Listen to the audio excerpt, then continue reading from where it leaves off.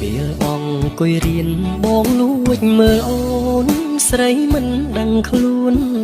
អង្គរួនដួងចិត្តញាប់ញ័រហារតីត្រចៀងបងប្រឹងស្ដាប់គ្រូភ្នែកសំឡឹងស្រីក្នុងចិត្តបែតតីអូនពេកកន់ឡងថ្ងៃមួយបងធ្វើជាឈប់មួយថ្ងៃគឺឈប់ដើម្បី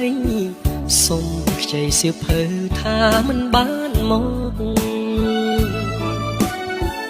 បងចង់និយាយនឹងអូនផ្ដើមស្នេហ៍ពន្លកស្នេហាទៅមកដូចទឹកនឹងត្រី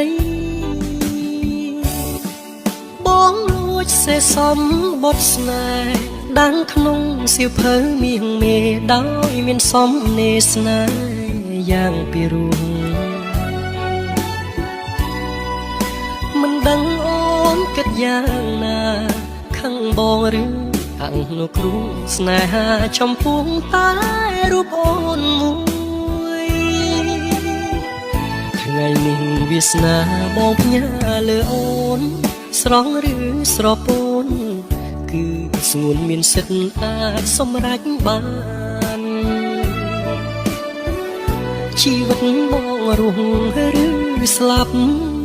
អាស្រ័យកល្យានស្នេហ៍មានន័យបានលួអូនប្រ